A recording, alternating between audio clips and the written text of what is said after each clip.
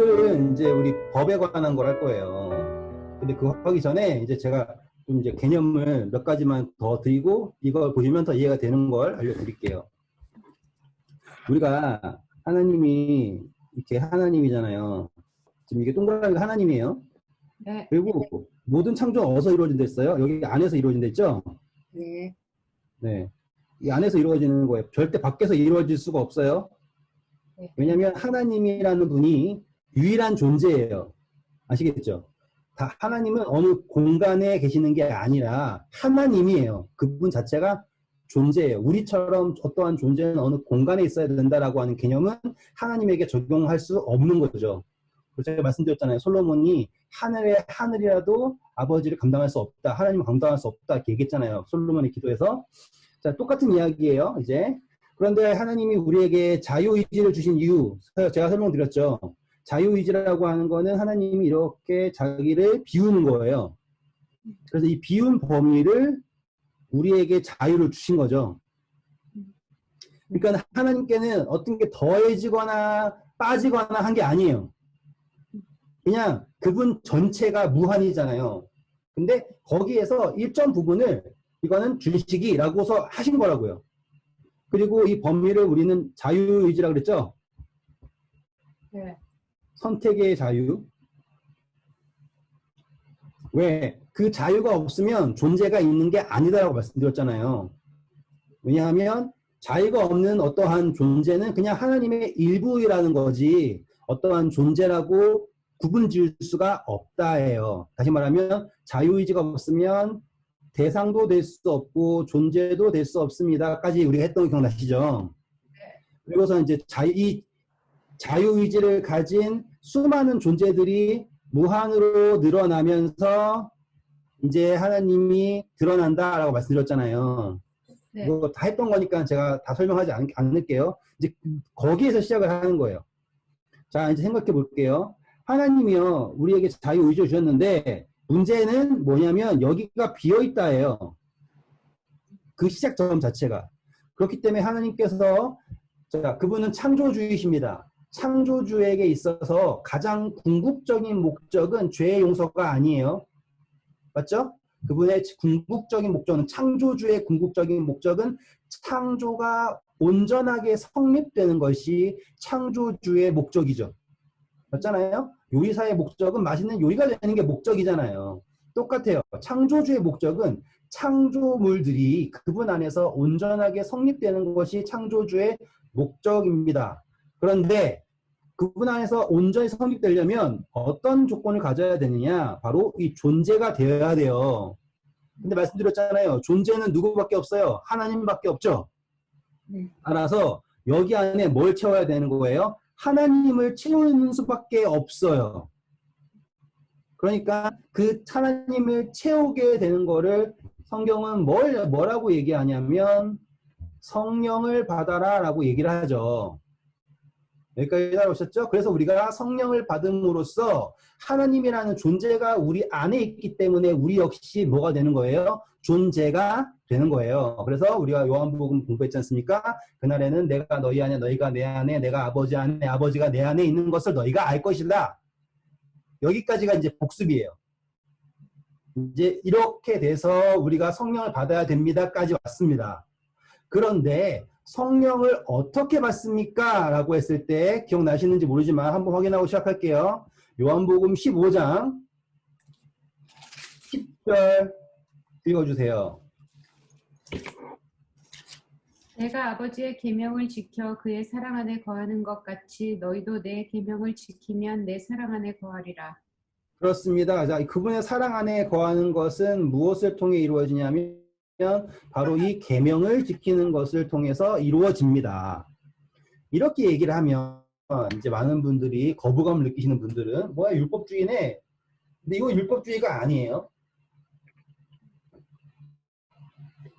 율법주의의 정의는 율법을 지킴으로 의를 추구하는 것. 다시 말하면 내가 율법을 지키면 내가 의인이 된다가 율법주의예요.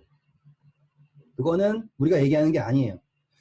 우리는 지금 뭘 얘기할 거냐면 하나님이 왜 계명을 주셨냐를 얘기할 거예요. 이제 자 자, 이 하나님의 계명은 무엇을 대표하는 거냐면 하나님의 품성을 대표합니다. 왜 이거를 대표하느냐? 우리가 그때 얘기했던 것처럼 내 안에서 어떠한 상상 속에서 창조를 한다고 하면 뭐가 반영이 될 수가 없어요? 다 나 자신의 품성이 반영될 수밖에 없습니다. 그래서 하나님께 품성이 반영될 수밖에 없죠. 자, 그런데 말씀드렸듯이 이 객체가 A라는 B라는 C라는 D라는 이 객체들이요. 다 자유의지가 가지고 있죠. 그렇기 때문에 이 객체들이 공존하기 위해서는 창조에 공유하는 법칙이 있어야지 되는 거예요. 그게 우리는 계명인 거예요. 왜? 창조주의 품성이 반영된 창조물들이 공통의 분모를 가지고 있어야지 공존을 할 수 있죠. 그게 바로 계명입니다. 그럼 계명이 필요하다는 것까지 이해되셨죠? 네. 자, 그러면 이제 그 다음으로 이제 여기가 이제 복습의 끝인 것 같아요. 여기까지 했던 것 같아요. 이제 그 다음으로 가는 거예요. 지금 누가 오셨는데. 자, 그래서요. 앞부분 제가 반복할 수 없어서 그냥 진행할게요. 그래서 지금 이 계명은 공존의 방법이에요. 유일한 방법이에요. 여기까지 이해하셨죠? 공존의 유일한 방법이 똑같아요. 우리가 차 운전을 할 때 다 자유의지를 가지고 운전하면 죽죠. 그래가지고 공존을 할 수 있게 법이 있잖아요. 교통법규라는 게 있잖아요. 그게 똑같이 이 창조에도 뭐가 있어야지 공존하냐면 자유의지를 준 이상 그 자유의지가 선택을 해서 존재할 수 있는 법이 존재해야지만이 모든 피조물들이 공존할 수 있습니다. 이거는 필요 불가견이에요. 자유의지가 없다면 법도 필요 없어요. 자유의지가 있다면 무조건 법이 필요합니다. 그러면 우리는 여기에서 예수님이 법을 폐했다 이런 주장들 다 의미 없다라는 걸 알게 돼요. 왜냐하면 예수님이 법을 폐하면 창조가 성립이 될 수가 없죠. 따라오실 수 있죠. 자, 이제 그 다음부터 또 이제 이야기가 진행돼요. 그러면 이 계명은 무엇인가로 가야 되는 거죠. 계명을 왜 주셨는가? 아까 말씀드렸죠. 성령을 받기 위해서예요. 공존하기 위해서예요. 그러면 계명은 무엇인가예요. 그리고 계명이 궁극적으로 이루고자 하는 것은 무엇인가예요. 아시겠죠? 다시 한번 할게요. 계명은 무엇인가? 그리고 계명을 통해서 예수님이 하나님이 궁극적으로 이루고자 하시는 것은 무엇인가예요. 자, 아까 읽었던 요한복음 15장 다시 읽어볼게요. 11절. 내가 이것을 너희에게 이름은 궁극적인 목적이에요. 내 기쁨이 너희 안에 있어 너희 기쁨을 충만하게 하려 합니다. 자, 이게 궁극적인 목적이에요. 그런데 이 예수님의 기쁨이라는 것이 어떻게 되는가? 단순히 성령 받으면 기뻐지나요? 라고 생각할 수 있잖아요. 근데 그게 아니에요. 이 기쁨이라는 거는 무슨 주사 맞으면 기뻐지는 게 아니에요. 이 성령이라고 하는 것이 무엇이냐면 하나님에게도 성령이 있죠. 그리고 예수님에게도 성령이 있죠. 그게 요한계시록의 기록이에요. 하나님 앞에 7 촛대가 있죠. 7가지 촛대가 있는데 7 영이 있잖아요. 그게 하나님의 영이죠. 예수님한테 7 눈이 있잖아요. 그게 하나님의 영이죠. 세상을 향해 보내신 하나님의 영이죠. 그래서 지금 예수님과 하나님이 공통으로 소유하고 있는 거 뭐라고 하니까 성령을 공유하고 있는 거예요. 그리고 우리도 그 영을 함께 공유함으로써 아버지, 아들, 그리고 우리도 하나님의 아들들이 되는 게 성경에 나와 있는 이야기예요. 이건 나중에 추후에 더 깊게 할 거니까는 기다리셔도 돼요. 그런데 공통분모가 무엇이냐? 바로 이 전체의 공통분모가 바로 성령입니다. 그림 보시면 이해하셨죠? 성령을 공통으로 가져야 돼요. 그러면 성령을 갖게 되면 무엇을 얻게 되느냐? 이제 그거예요. 자, 계명에는요, 크게 2가지가 있죠. 한번 퀴즈 해볼까요? 이게 또 아시는 분은 너무 당연히 아시고, 또 모르시는 분은 또 하셔야 되니까, 제가 친절하게 한번 해보겠습니다. 좀만 아시는 분들은 좀 이렇게 기다려 주시고. 자, 십계명이 있습니다. 그러면 출애굽기 20장 읽어주시면 됩니다. 네. 그냥 요약본으로 알려주세요. 자, 뭐라고요? 십계명이 1부터 10까지 어떻게 된다고요? 네. 여호와의 이름을 망령되이 일컫지 말고 안식일을 기억하여 거룩히 지키고 내 부모를 공경하고 살인하지 말고 간음하지 말고 도둑질을 하지 말고 이웃에 대하여 거짓 증거하지 말고 이웃의 집을 탐내지 말고 나 외에 다른 신들을 두지 말고 우상을 만들지 말고. 이게 첫 번째, 두 번째요. 마지막에 했어요. 우리 그때 창세기 할 때 십계명 했어요, 안 했어요? 했어요. 그건 모르겠고 출애굽기에서 할 때 안 했어요. 안 했나? 안 했어요? 네. 그러면 제가 이거 하기 전에 일단은 여기까지는 제가 거의 복습이니까 아신다 생각하고 십계명 잠깐만 할게요. 네. 자, 십계명을 외우기 가장 쉬운 방법은요. 네. 이거를 외우는 게 아니라 이해하면 돼요. 네. 자, 먼저 저 이거 정말 그 선교지에서 닮도록 가르쳤어요. 왜냐하면 사람들이 하도 못 외우니까. 이게 거의 태종태세 문단세 같은 거구나. 이거 외울 필요가 없어요. 그냥 이해하면 저절로 됩니다. 자, 일단은 전체적인 구조를 한번 그려볼게요. 십계명은요, 1부터 10까지가 있죠. 네. 근데 재밌게도 숫자가 이렇게 됩니다. 1, 2, 3, 그리고 4, 5, 6, 7, 8, 9, 10 이렇게 외우셔야 돼요. 그러니까 이렇게 이해하셔야 돼요. 자, 우리가 성경 그때 공부하면서 숫자마다 의미가 있다고 그랬죠? 네. 그래서 3은 하나님이고요. 그렇죠? 네. 그리고 4는 세상이죠. 네. 그리고 6은 뭐예요? 사람이죠. 그러면 공교롭게도 여기는 다 하나님에 관한 거예요. 그렇죠? 그리고 여기는 다 사람에 관한 겁니다. 그리고 여기는 하나님 플러스 사람 둘 다 나와요. 구조가 이해되셨죠? 네. 자, 한번 해볼게요. 첫 번째, 두 번째, 세 번째 어떻게 외우냐면 옛날 갑자기 추억이 생각이 나가지고 이걸 하잖아요.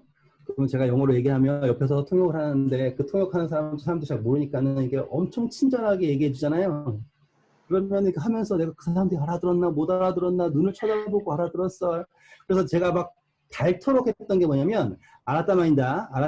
근데 재밌는 게 비슷하죠. 알았다 비슷하죠. 그 태국어로 알았다 그게 뭐냐 알겠냐고 알아듣겠습니까를 태국어로 알았다 마인다 이거예요. 그러니까 알았다 마인다 얼마나 잘 통했는지 몰라요. 근데 문제는 한국에 와가지고 누구랑 얘기하는데 나도 모르게 알았다 마인다. 갑자기 여기 있는 얼굴들 보니까 그 생각이 났어요. 자, 그래서 첫 번째는 어떻게 외우냐면 창조를 외우면 됩니다. 창조. 하나님이, 자, 첫 번째, 하나님이 인간을 흙으로 형상을 빚으시고 아담이라고 이름을 주셨죠? 그래서 나 외에 다른 신을 내게 있게 할지 말지니라. 왜? 내가 만들었잖아요. 그리고 하나님이 흙으로 형상을 만들었죠. 그러면 우리가 하나님 형상을 만들 수 있어요? 없어요? 없죠. 그래서 우상을 만들지 마라. 왜? 내가 만들었으니까. 그리고 나 여호와의 이름을 망령되이 일컫지 말라. 왜? 하나님이 이름을 주셨잖아요. 우리가 하나님의 이름을 줄 수가 없어요. 자녀가 부모의 이름을 줄 수 없죠. 말씀드렸잖아요. 이름을 받는다라는 거는 그 통치권 아래에 들어간다는 뜻이잖아요. 그래서 첫째, 둘째, 셋째는 어떻게 외우면 돼요? 문장을 외울 필요 없어요. 그냥 하나님 형상 이름 이렇게 외우면 되는 거예요. 그리고 그 의미를 하나님께서 나 외에 다른 하나님이 없다. 나 외에 다른 신을 내게 있게 할지 말지니라. 우상을 만들지 말 거. 형상을 만들어준 분이 그분이니까. 그리고 내 이름을 여호와 이름을 망령되이 일컫지 말지니라. 이렇게 외우시면은 이해하시면 첫째, 둘째, 셋째는 끝이 나요. 보통 둘째랑 셋째가 헷갈리잖아요.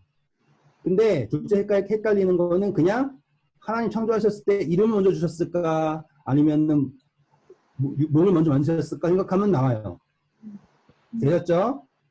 네. 그리고 네 번째는 뭐냐면 안식하셨죠?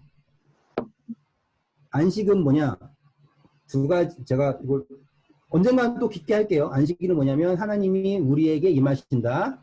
우리가 그분 안에서 쉰다예요. 그래서 하나님과 인간이 만나서 함께하는 것, 쉰다. 그게 안식이에요. 그렇죠? 그래서 예배하는 날이죠. 그리고 이제 다섯째부터 할 거예요.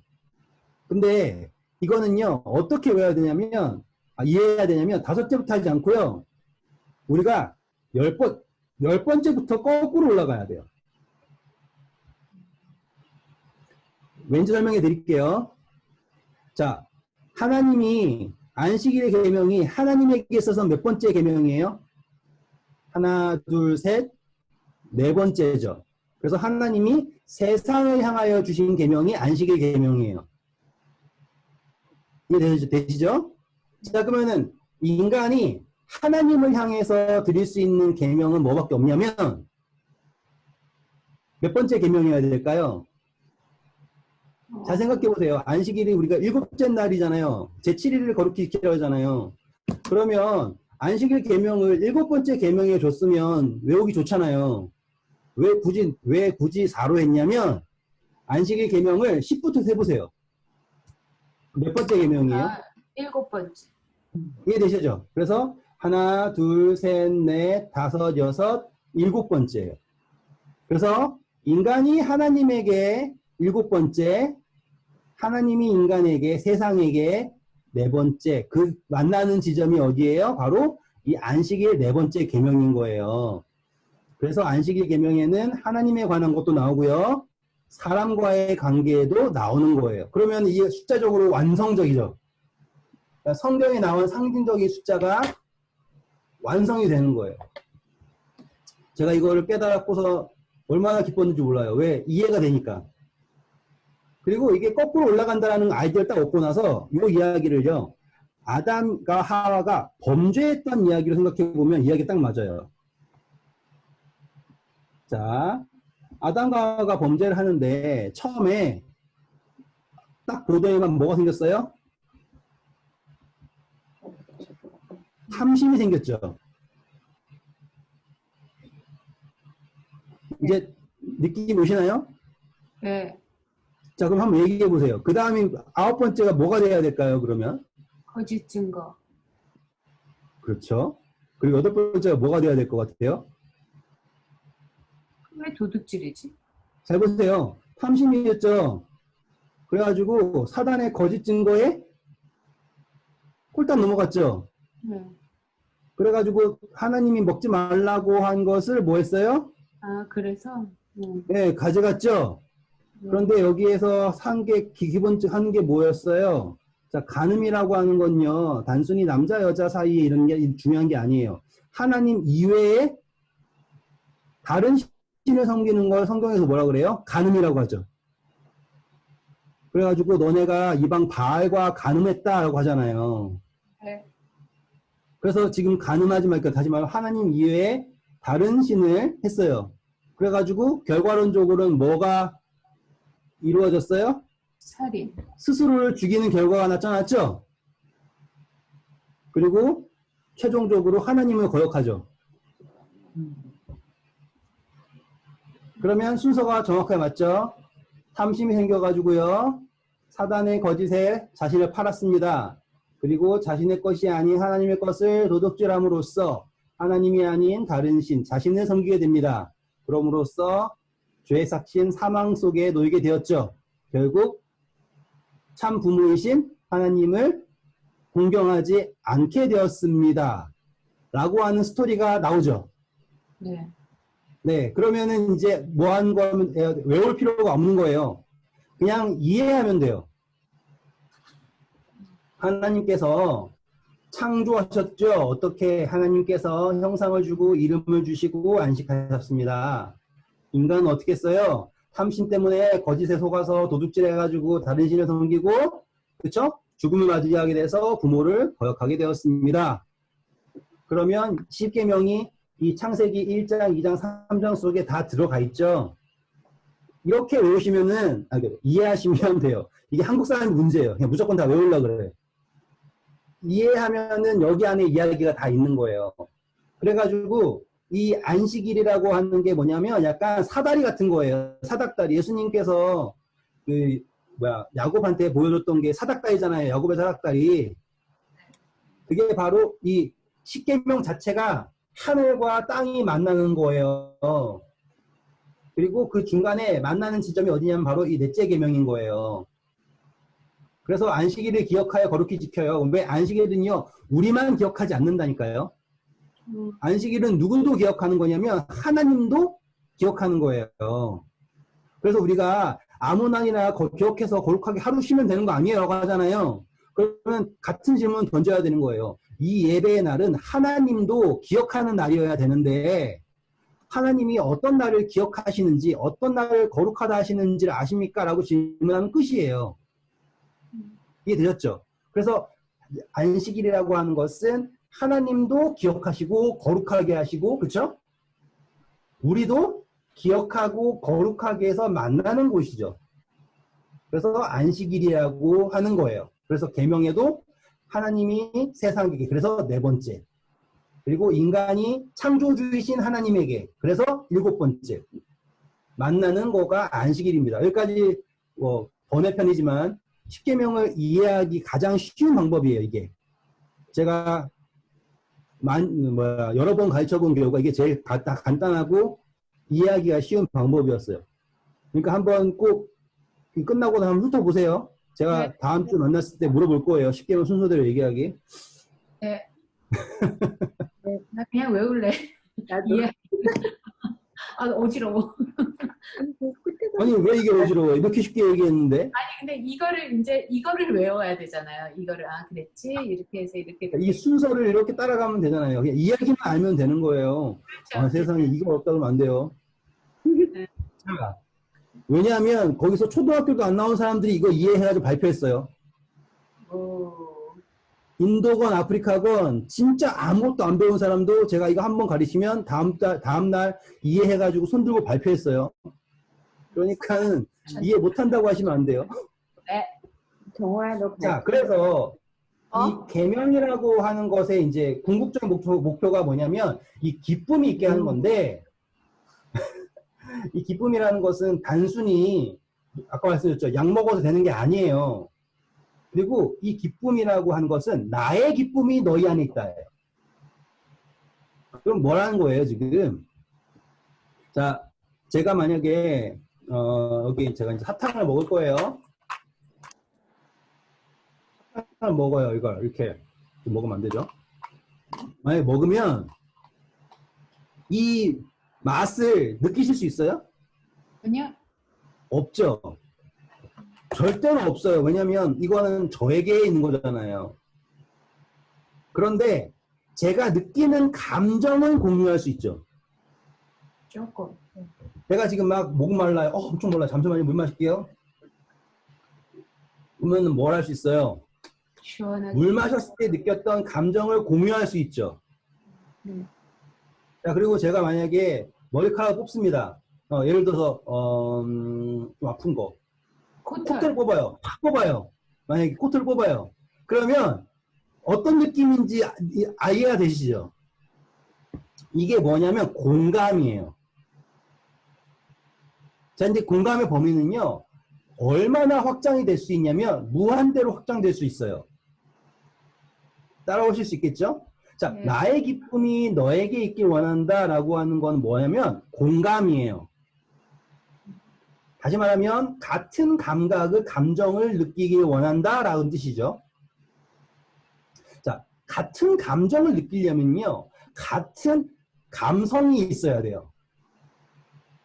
자, 이제 제가 한번 이제 대강 예를 들어볼게요. 그렇지.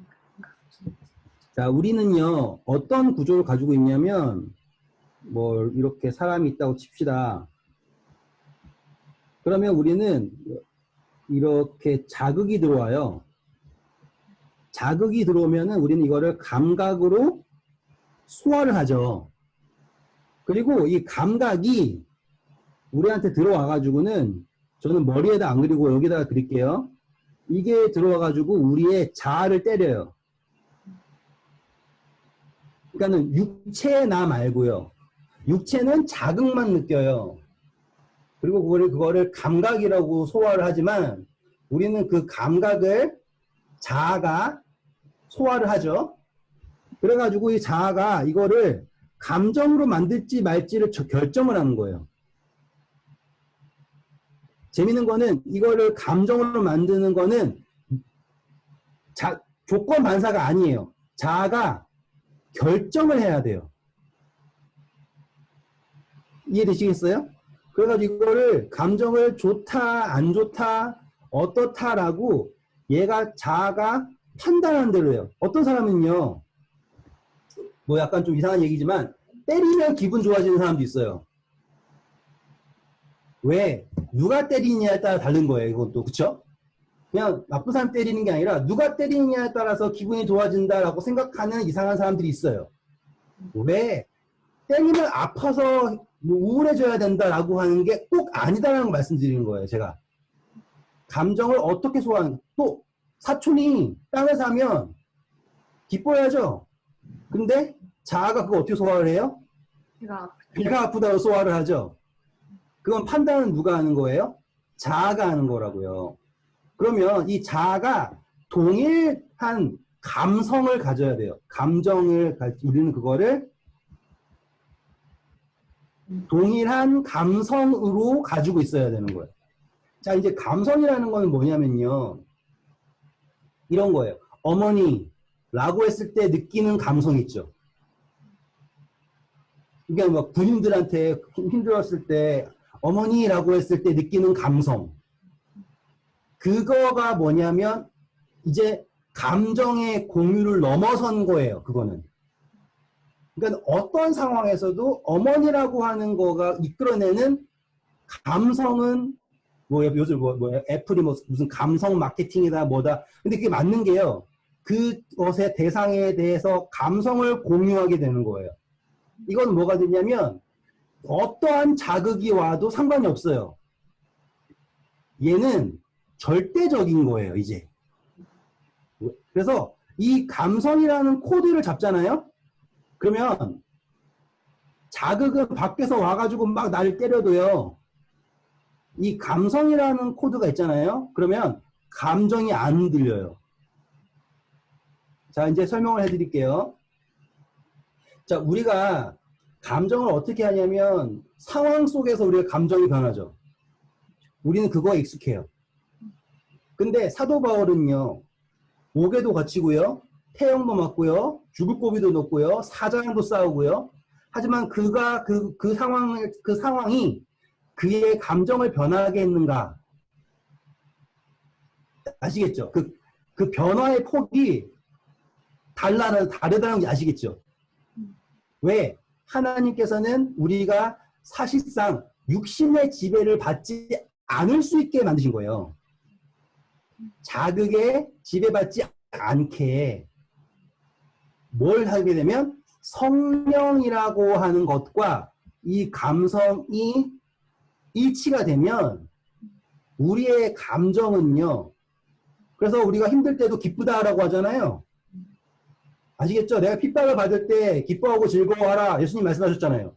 무슨 소리예요? 핍박을 받는데 어떻게 기뻐하고 즐거워해요? 근데 그게 가능한 거예요. 어떻게 되었을 때 성령이라고 하는 이 감성의 선에 함께 교감을 할 때요. 우리의 감정은요. 외부의 자극으로 흔들리지가 않는 거예요. 재밌죠? 그게 원래 하나님의 창조예요. 동물과는 전혀 다른 거예요. 동물은 때리면 기분 나빠요. 그런데 사람은 그렇지 않다예요. 그렇지 않을 수 있다예요. 아시겠죠? 그렇지 않다가 아니라 그렇지 않을 수 있다. 이렇게 따라오실 수 있죠. 네. 자, 그러면 이게 어떤 이야기가 되냐면, 자, 계명에는 두 가지 있다 그랬죠. 여기에 있는 첫 번째부터 세 번째, 이거를 우리는 하나님 사랑이라 그래요. 그리고 다섯째부터 열 번째를요, 인간, 이웃 사랑이라 그럽니다. 그래서 이게 다 사람의 관계에 나타나는 거고, 하나님과의 관계에 나타나는 거예요. 그래서 계명은 크게 두 가지예요. 하나님 사랑, 이웃 사랑. 그래서 그게 똑같이 만나는 곳이 교차점이 어디라고 그랬죠? 넷째 계명. 그래서 넷째 계명은 하나님에 대한 것도 나오고 이웃에 관한 것도 나오잖아요. 그래서 이걸 어떻게 요약을 했냐? 시간 왜 이렇게 빨리 가죠? 마태복음 22장 35절부터 40절까지 빨리 읽어주세요. 그 중에 한 율법사가 예수를 시험하여 묻되 선생님의 율법 중에서 어느 계명이 크니까? 예수께서 이르시되 내 마음을 다하고 목숨을 다하고 뜻을 다하여 주 너의 하나님을 사랑하라 하셨으니 이것이 크고 첫째 되는 계명이요 둘째도 그와 같으니 내 이웃을 내 자신과 같이 사랑하라 하셨으니 이 두 계명이 온 율법과 선지자의 강령이니라. 네, 그래서 이 하나님의 십계명을 요약을 하면 하나님 사랑, 이웃 사랑이에요. 그리고 제가 말씀드렸잖아요. 원래 그냥 하나님 사랑, 이웃 사랑이 계명이에요. 그래서 사랑이 율법의 완성이다. 우리 그때 했었습니다. 그러니까 넘어갈게요. 네. 사랑하면 남은 이웃에게 해를 안 하잖아요. 안 보이시는 것 같으니까 한번 아니야. 더 가야 되니까. 모르시면 나중에 원희수사님 물어보세요. 원희수사님 아실 거예요. 사랑은 율법의 완성이다 아실 거예요. 자, 넘어가서요. 이 이야기가 어떻게 결론이 되냐? 하나님은 우리에게 무엇 하기 원했냐면 하나님을 사랑하기를 원했고요. 또 뭘 하기 원해요? 이웃을 사랑하기를 원한다예요. 자, 그럼 이거 동그라미 그리면 이해가 됩니다. 이제 제가 하나님을 사랑하면 하나님과 교감하게 되죠. 다시 말해 하나님과 공감하게 됩니다. 그런데 하나님과 공감을 했을 때 제가 공감할 수 있는 범위는 어디까지냐면 이웃 여기까지예요. 나만? 전 한계가 있잖아요. 그런데 이니실사님은요 여기에 있어요. 그러면 제가 공감하는 하나님과 이니실사님이 공감하는 하나님은 분명히 같은 하나님이에요. 근데 뭐가 달라요? 범위가 달라요. 그런데 제가 이니실사님과 공감을 하는 거예요. 이웃사랑 아시죠? 그러면 저는 이 두 개가 뭐 하게 되는 거예요? 공감하게 됩니다. 자, 그러면 우리가 이웃을 왜 사랑해야 되는지가 이해가 되기 시작하는 거예요. 아, 늘려볼게요. 오케이. 늘려볼게요. 제가 얼마나 할 수 있는지 모르지만 열심히 해보겠습니다. 이게 막 늘어난다고 해보세요. 그러면 저는 뭘 하면 할수록 사랑이라고 하는 것으로 뭘 하면 공감을 하면 할수록 누구를 이해하게 되는 거예요? 하나님을 온전히 이해하게 되는 겁니다. 그럼 하나님께서 계명을 주신 목적은 단순히 존재를 주기 위한 것을 넘어서 뭘 하기 위해서예요? 하나님과 온전한 공감을 하기 위해서죠. 그래서 나의 기쁨이 너에게 충만하게 하기 위해서 계명을 줬다라고 나온 거예요. 논리가 성립이 됐죠. 그러니까 이거는 이제 어떤 분들이 예수님이 십자가에서 계명을 다 못 박아버렸어 얘기하잖아요. 그럼 그분은 성경을 아주 그냥 얇은 천으로 보고 계시는 거예요. 왜냐하면 그 계명이라는 게 없으면 하나님과 피조물이 교감을 할 수가 없어요. 그 교감을 한다고 해도 피조물은 이렇게밖에 교감을 못하는 거예요. 그런데 하나님 사랑, 이웃 사랑이라고 하는 계명이 있잖아요. 그래서 그 가이드라인으로 움직이면 뭐 할 수 있다예요? 그게 창조가 무한대로 늘어나겠죠. 그러면 내가 뭘 한다? 그 공감함을 통해서 하나님을 배워가는 거예요.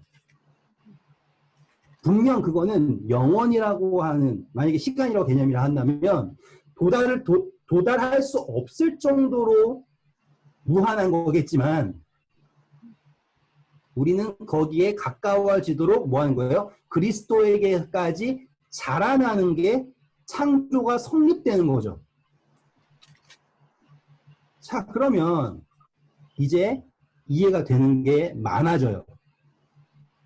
자, 우리 마태복음 5장에서 43절, 44절 뭐라고 그랬어요? 이웃을 사랑하고 원수를 미워하라 하는 것을 너희가 들었지만 원수를 사랑하며 너희를 박해하는 자를 위하여 기도하라. 자, 그건 뭐라 그래요? 누구까지도 사랑해요? 원수까지도. 왜 사랑해야 돼? 라고 생각하잖아요. 그럼 잘 보세요. 그림을 보세요. 얘가 원수예요. 얘도 원수라고요. 근데 원수가 미워가지고 얘랑 교감을 안 하잖아요. 공감을 안 하잖아요. 그럼 뭐야? 누구 손해예요? 내 손을 치. 그렇죠. 이제 아시겠죠? 아무리 악인이라도 네. 이 공감은 다 하나님 안에 있는 사람들 얘기잖아요. 지금 이 밖에도 사람이 있잖아요. 그래도 공감. 아니죠. 밖에 있는 사람이 있을 수 없죠. 아, 맞아. 그러면 안 되지. 오케이. 하나님께서는 제가 말씀드렸잖아요. 살인자에게도 함께 하시죠. 왜? 모세가 살인자였잖아요. 그렇죠? 종교 탄압자도 함께 하셨죠. 바울이 그랬죠. 거짓말쟁이도요. 가늠한 사람도요. 가늠한 사람은 정말 쓰레기를 생각하겠지만 결국에 다윗이 그랬잖아요. 그러니까 어떠한 죄인이라도요. 그의 삶 속에는 하나님이 함께 계셔요. 요즘에 뉴스 보면 너무 징그러운 게 너무 많이 나와요. 그래서 저런 사람한테 하나님 계실까 하는데 그것도 지워야 돼요. 하나님은 그 어떠한 인간이 아니라고 생각되는 짐승 같은 사람이라도 함께 하신다고 저는 믿어요. 그게 힘들지만 실질적으로 짐승보다 못한 사람도 있죠. 하지만 거기에도 우리가 사랑을 해야 하는 이유는 그것이 공감을 하지 않으면 누구 손해예요? 우리 손해예요.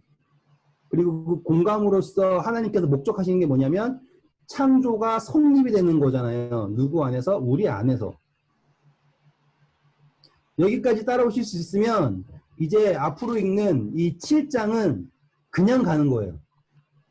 자, 이제 7장을 읽어볼게요. 이제 어떻게 잘 가는지 볼게요.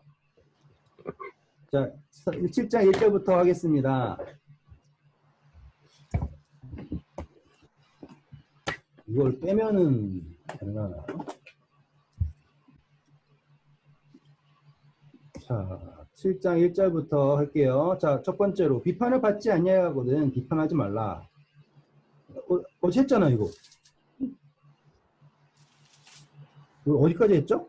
거룩한 것을 개까지 했죠, 그렇죠? 맞아. 신죽. 네, 감사합니다. 거룩한 것 개까지 했어요. 자, 해볼게요.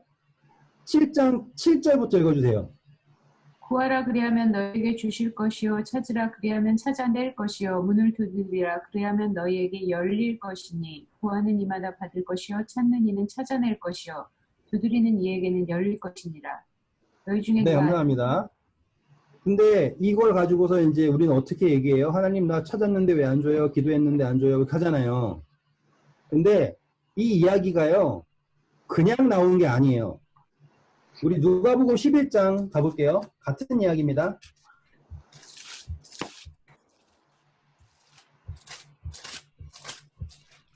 누가복음 11장 5절부터 읽어주세요.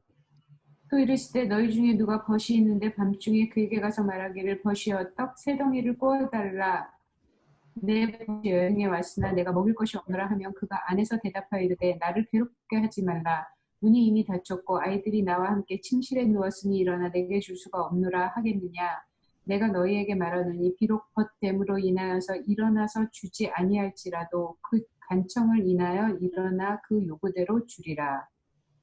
또 자, 내가 그러면은 그 다음에 똑같은 게 나오죠. 읽어주세요.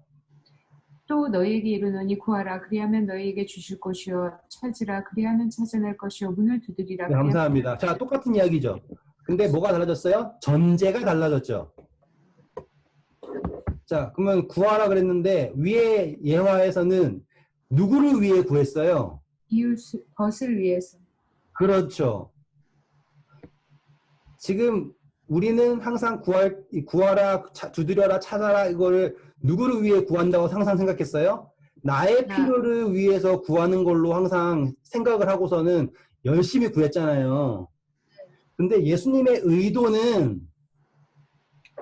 누구를 위해 구하는 거예요? 벗을 위해서 구하는 거예요. 그러면 뭐 하겠다요? 주겠다. 응답하시겠다예요. 이제 답을 찾으신 것 같죠?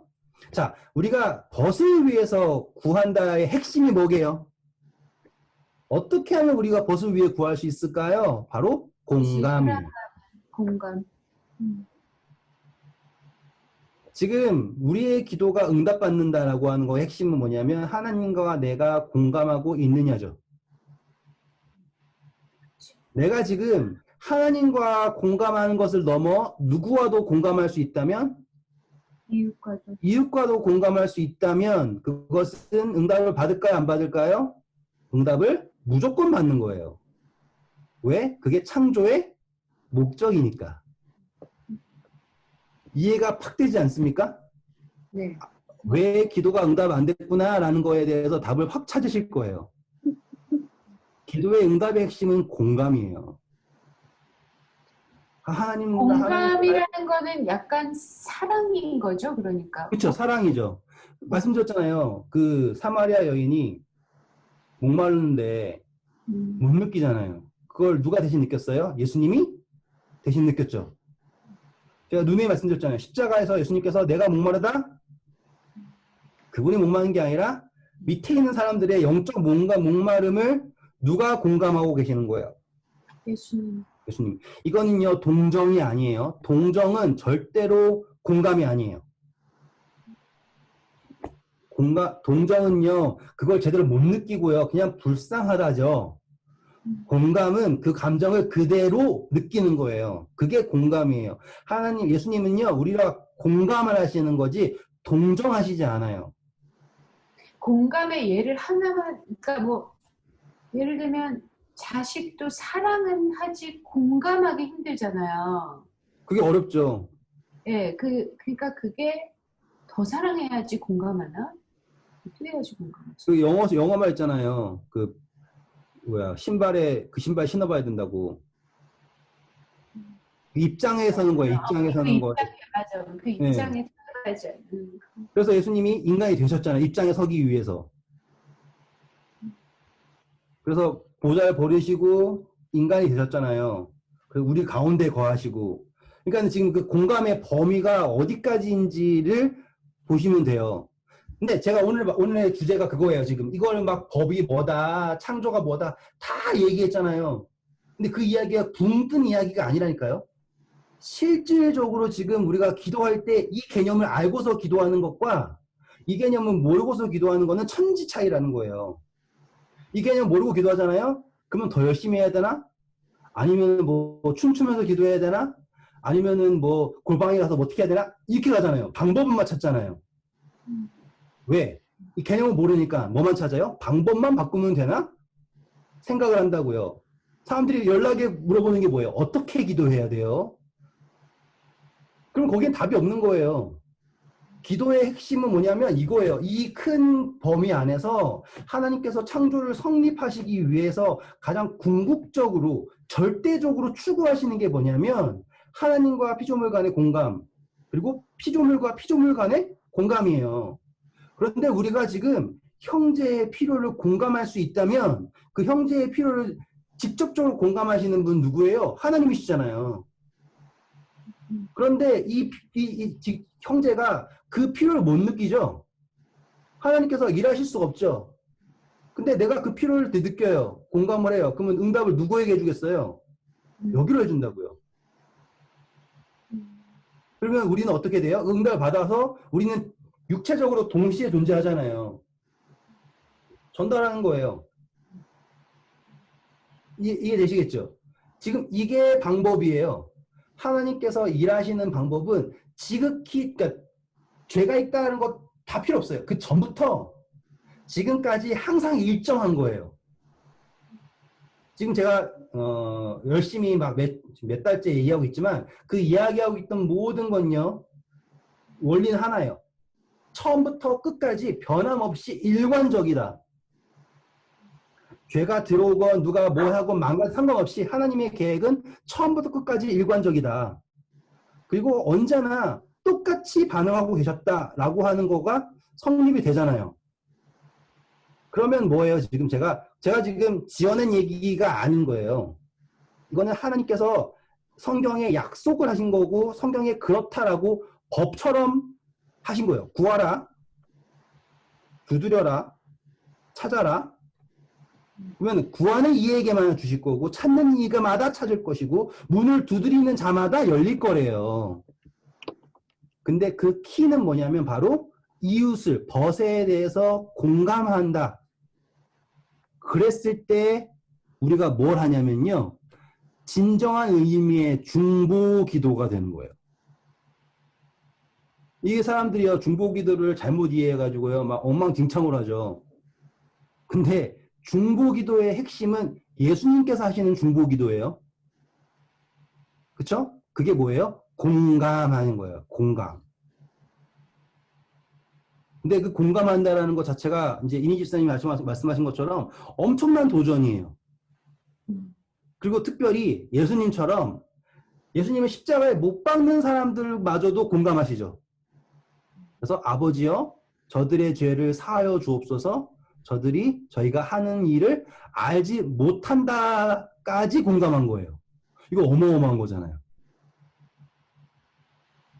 그래서 그분의 기도가 응답을 받아서 우리가 지금 죄에 대한 용서를 받은 거죠. 지금 제가 이제 그림 한번 쭉 그리고 개념 설명해 드리고 이제 구하라 했는데 이해가 되셨죠? 예. 네.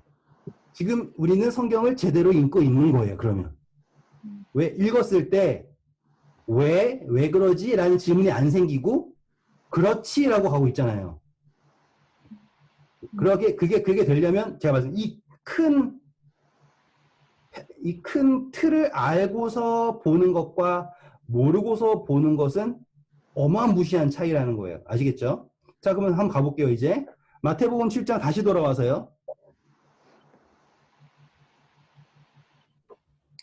9절부터 읽어볼게요.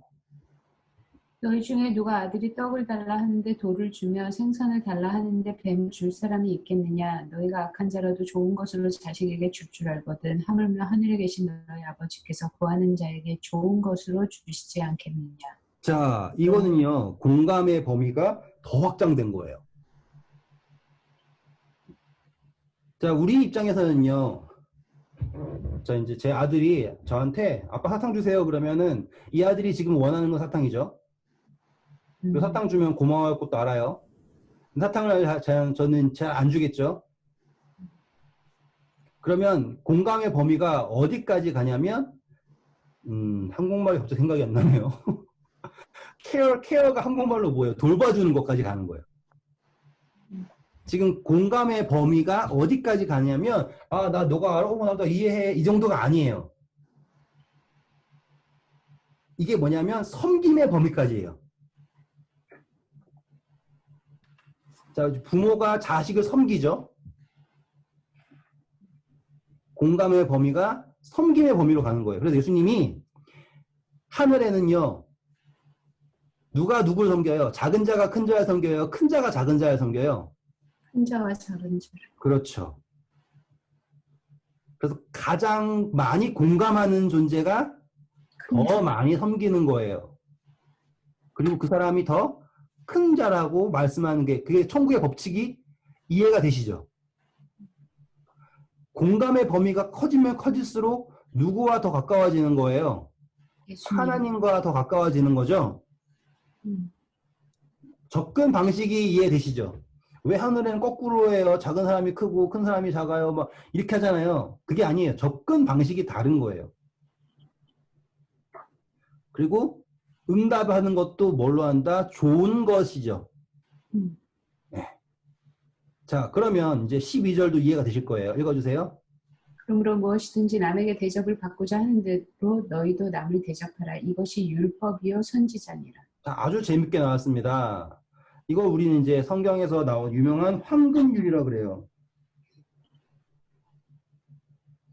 그래서 황금률이라고 그래가지고 아, 남한테 대접받으려면 이 정도는 해야지. 그래서 그런데 이거는 잘못된 해석이에요. 자, 왠지 설명해 드릴게요.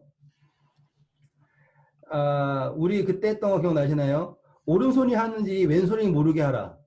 네. 지금 그거랑 남에게 대접받고자 하는 대로 남을 대접하라랑 배치가 되는 거 느껴지시나요? 남을 대접하면 내가 대접받으려고 대접을 해야 돼요? 아니죠. 그렇죠. 그러니까는 이거는 내가 쟤한테 이렇게 잘해주면 쟤도 나한테 잘해주겠지? 그런 기대를 가지고 남한테 잘해줘라는 거예요? 아니요. 그러니까는 이거는 그런 해석이 아니라는 거죠. 그러면 이걸 우리는 어떻게 해석을 해야 될까요? 그러니까 너가 대접을 하는 그 마음이 그 대접을 받는다기보다 그 마음으로 너도 그 단어를 뭐라 그래야 되지? 그러니까 너도 그 마음으로 너를 대함을 받아줄 거라고. 대함을 해줄 거. 네? 예수님. 그러니까 내가 이걸 주면 꼭 내가 딴 사람한테 내가 떡을 하나 주면 딴 사람한테 떡을 받는다기보다 네. 내가 그 마음 네. 그 떡을 주는 그 마음으로 헤아림을 받는다 그래야 되나 그러면? 나도 네. 헤아림을 받는 그 말인 것 같아요. 내 말 공감하는 거 아니에요? 그거예요. 제가 지금 그걸 얘기하고 있는 거예요. 지금 이니스타인도 그걸 설명하고 계시는 거예요. 그렇지. 그 공감이지. 그러니까 나도 공감을 받는다. 나만 외롭게 공감하지 않는다는 말이잖아요. 그렇죠? 그렇죠. 그러니까 지금 제가 누군가를 공감하잖아요. 그러면 그 사람도 누굴 공감해야 하게 되는 거예요. 나를 공감하게 되겠죠. 공감하든지 또 네네네. 돌아서 오든. 그렇죠. 이거는 어떤 대접이라고 하기보다는 공감의 범위로 이해하면은 성립이 되는 거예요, 이제. 지금 제가 제 아들을 사랑하고요. 제 아들에게 뭘 해줘요. 근데 제가 가장 뿌듯할 때가 뭐냐면 제 아들이 저를 이해해 줄 때, 공감해 줄 때 뿌듯한 거예요. 이게 공감의 범위예요. 그래서 내가 지금 내 아들과 함께 있구나. 같은 생각 속에 공감대에 있구나 라고 하는 거가 이해되시죠? 그게 추구하는 거잖아요. 그래서 누구든지 무엇이든지 남에게 대접을 받고자 하는 대로 너희도 남을 대접하라 라고 하는 개념을 우리가 일반적으로 생각했던 것처럼 내가 줬으니까 쟤도 나 주겠지 이런 개념 말고요. 공감의 범위로 개념을 이해하잖아요. 그러면 정말로 이거는 황금률이 될 수 있다라는 거죠. 왜냐하면 조건부가 아니니까. 자, 이제 마지막 5분입니다. 5분 딱 하기 좋은 게 나와 있네요. 13절, 14절. 본문으로 들어가라. 멸망으로 인도하는 문은 크고 그 길이 넓어 그리로 들어가는 자가 많고 생명으로 인도하는 문은 좁고 길이 협착하여 찾는 자가 적음이라. 자, 이거는 참 아이러니한 거예요. 그러면 생각할 때 격하게 궁금하죠. 그래요. 하늘 가는 게 너무 힘든 것 같아요. 왜 이렇게 힘들어요? 신앙생활이 어렵고. 그러면 하나님이 하늘 가는 걸 이렇게 어렵다라고 얘기하신 이유가 있겠죠. 실제적으로 어려울까? 자, 이제 반대된 성경자 알려줄게요. 이사야서 35장 8절 보세요. 거기에 대로가 있어 그 길을 거룩한 길이라 일컫는 바 되리니 깨끗하지 못한 자는 지나가지 못하겠고 오직 구속함을 입은 자들을 위하여 있게 될 것이라. 우매한 행위는 그 길로 다니지 못할 것이며. 자, 그러면 하늘나라 가는 길이 좁은 길이라 그럽니까? 대로라 그럽니까? 대로라 그래요.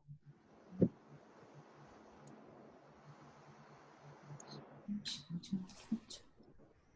그러면은 지금 구약의 내용과 신약의 내용이 상반되는 거잖아요.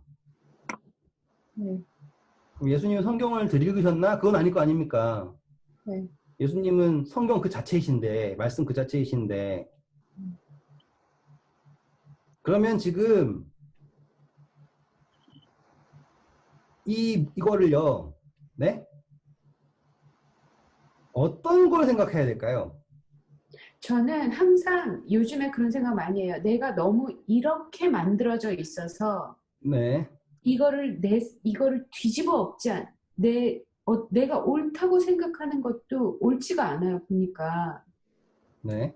그러니까 이게 이 생겨 먹은 걸로는 대로인데도 못 들어가는 그런 건 것 같아요. 대로는 대로인데 쉬운 길인데 내가 이상하게 생겨져 가지고 이제는 그거를 완전히 뜯어고치지 않는 이상 되게 힘들겠다 이런 생각 많이 해요. 그러면 지금 이제 함정에 빠지신 거예요. 왜? 하나님이 하늘나라 가는 거를 힘들게 만드셨네? 그럼 누구 책임이에요? 아니 쉬운 건데 내가 이미 너무 이상해져 있는 거예요. 내가 이게 맞는 줄 알았더니 들어보니까 이게 막 저게 맞는 거였구나. 그런 게 너무 많아서 그러니까 잘 자, 생각해. 집사님 잘 들었어요? 제가 시간이 없어서. 네. 지금 이거는 또 뭔지 아세요? 문맥을 전혀 상관하지 않고 요것만 해석하고 계시죠, 지금? 네. 자, 우리가 지금 계속 문맥이 뭐였어요, 지금? 공감. 지금 공감이라고요. 지금 열됨에 대한 이웃에게 비판하지 말라, 비판할 받지 않으면 비판하지 말라. 지금 다 뭐예요, 지금? 공감에 관한 거잖아요, 지금 다. 그렇죠? 그러면 우리에게 있어서 지금 좁은 문이라고 하는 거가 어디를 향할 거예요? 자, 우리 5장에서 기억나세요? 악인을 미워하고 이웃을 사랑하라 그랬잖아요. 그건 누구도 한대요. 나쁜 사람 도 한다. 이방인도 한대죠. 근데 이방인이 못하는 건 뭐예요? 원수를 원수를 사랑하는 거죠. 그거는 넓은 문이에요, 좁은 문이에요. 조금. 자, 지금 이 개념이 그거예요. 이건 지금 천국을 얘기하는 게 아니에요. 천국 가는 건요, 엄청나게 넓은 문이에요. 그런데 우리는요, 가족이나 친한 사람을 위해서 기도하는 건요, 넓은 거예요. 너무 쉬워요. 그건 당연하게 해요. 기쁜 마음을 한다고요. 근데 지금 거기에 가요, 우리에게 진짜 생명을 주는 길인가? 라고 했을 때요, 원래 이게 창조가 성립되는 건 뭐라고 했어요? 공감이죠. 원수를 사랑하는 것까지의 공감이에요. 생명을 인도하는 건 뭐예요? 지금 그 원수가 생명으로 인도되려면 우리가 그 사람과 공감을 해야 되죠. 그래서 이 문은 어디로 향하는 문이냐면, 우리는 계속 착각하는 게, 요것만 딱 읽고서 천국 가는 거는 그렇게 어렵습니다, 여러분. 그렇지만 천국인데 됩니다. 이렇게 간다고요. 근데 그거는 문맥을 전혀 생각하지 않은 거예요. 만약에 문맥을 그대로 쭉 읽잖아요. 그럼 이건 뭐냐면, 지금 내가 원수를 위해 기도할 수 있는가? 그건요, 좁아요. 그리고 그 길조차도요, 협착해요. 너무너무 힘들어요.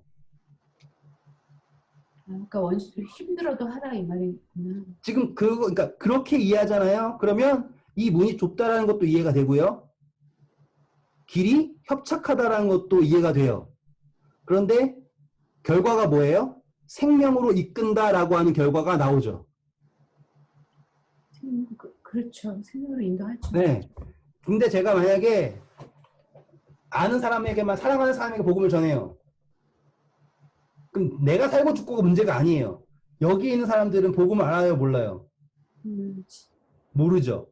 자, 하나님께서요, 예수님께서 너희는 가서 모든 족속으로 배제하여 삼아 아버지의 명령이 나오잖아요. 그 복음을 전하는 거를 넓은 문으로 들어가 복음을 전하라고 그랬어요? 이건 지극히 좁은 문이에요. 좁은 길이고요. 절대로 구원의 길이 좁다 생각하면 안 돼요. 구원의 길은요, 우리가 생각하는 것보다 훨씬 넓어요. 그분의 은혜, 그 구원의 넓이는 그분의 은혜의 넓이에요. 구원의 이름 문을 좁다고 생각하는 사람들은요, 그분의 은혜의 범위도 좁다고 생각하는 거예요. 구원의 범위는 그분의 은혜만큼 넓습니다. 하지만 생명으로 이끄는 그 길이 있죠. 나 말고요. 나 구원받는 건 다 너무나 당연한 거예요. 지금 나 구원받을까 말까 고민하는 사람은요, 아직 하나님을 이해도 못한 사람이에요. 그런데 지금 저기에서요, 뭐 아프리카도 어딘가에 정말로 하나 아예 모르는 사람도 있죠. 그럼 그 사람들에게 향하는 그게 좁은 문이에요. 그게 좁은 길이라고요. 근데 거기에 무엇이 있다고 말씀하시냐면 생명이 있다라고 말씀하시는 거예요. 그러면 이해가 되시죠? 네, 근데 되게 어렵게 써놨네요. 그럼 어렵게 말씀하셨네요, 예수님. 아니, 이게 어렵다라고 하는 거는 우리가 계속 이쪽만 생각했기 때문에 어려운 거예요. 그냥 이거를요, 그냥 한 글이라고 생각을 하시고 쭉 읽잖아요. 그러면 여기에서 나와 있는 좁은 문은 구하라라고 하는 거기가 좁은 문이에요. 구하라, 찾으라, 두드리라. 근데 이거를 아까 말씀드린 누가복음에 나왔던 것처럼 벗을 위하여 구하고 찾고 두드리는 게 좁은 문이라니까요. 그런데 벗을 위하여서 구하고 찾고 두드리는 게 좁은 문이지만 그것은 하나님께서 뭐 한다요? 구하는 자마다 찾을 것이요, 두드린 자마다 열릴 것이요, 찾는 이마다 찾을 것이다 라고 하는 약속이 있는 거예요. 하지만 그게 뭐라고요? 좁은 문, 좁은 길이라고요. 다시 한번 말씀드리지만 결코 구원의 길은 좁지 않습니다. 구원의 길은 이사야서에 나온 것처럼 대로예요. 은혜의 범위만큼 넓은 길. 좋은 밤 되시고요. 다음 주에 또 이제 시작을 할게요. 공교롭게도 다음 주에는 15절 시작해요. 거짓 선지자들을 삼가라. 딱 시작하죠. 그럼 거짓 선지자들이 하는 이야기가 대부분 우리가 이미 듣고 있던 이야기들이에요. 하늘나라 가려면 바꿔야 됩니다, 여러분 하면서 막 이것도 바꾸고 저도 바꾸고 막 자기만 바꾸라 그러잖아요. 절대로 아니에요. 하늘나라에 갈 때는요, 우리가 우리 자신을 바꿔가지고 가는 게 하늘나라가 아니고요. 우리가 다른 사람들을 위해서 기도하잖아요. 그러면 하나님이 나를 위해서 기도해 주세요. 그래서 하나님이 나를 변화시켜 주세요. 제가 아까 말씀드렸잖아요. 황금률의 핵심은요, 내가 그 사람을 공감을 하면서 함으로 하나님이 나를 공감해 주는 게 황금률의 핵심이에요. 그래서 내가 저 사람이 하나님 저 사람의 말씀을 너무 몰라요. 만약에 한다면 그래서 하나님이 제가 말씀을 몰랐던 거를 공감해 주셔서 깨닫게 되는 거. 깨닫게 돼서 가요. 이제 황금률 이해되시죠? 그거밖에 방법이 없겠다 그러면. 그죠? 예, 그러니까 이게 지금 그 황금률의 핵심이에요. 누구든지 남에게 대접받고자 하는 대로 남을 대접하라. 그게 내가 쟤한테 대접받는다라는 범위를 넘어서 내가 하나님께 받고자 하는 대로, 그래서 아버지여 내가 나에게 죄 지은 자를 사하여 준 것 같이 나의 죄를 사하여 주옵시고. 황금률과 맞죠? 사실 이거 다음 주에 하려고 아껴놨던 건데 그냥 스포일러처럼 나와버렸지만 이게 황금률의 핵심이에요. 근데 그거를 딱 거꾸로 해가지고는 하나님을 싹 지워버리고 사람과 사람만 바라보게 하는 게 바로, 혹은 하나님과 나만 바라보게 하는 게 거짓 선지자의, 다음 주에 건데 아무튼 다음 주에 하겠습니다. 네, 좋은 밤 되시고요. 네, 감사합니다. 스포일러가 너무 길었네요. 죄송합니다. 다음 주에 뵐게요. 감사합니다. 네.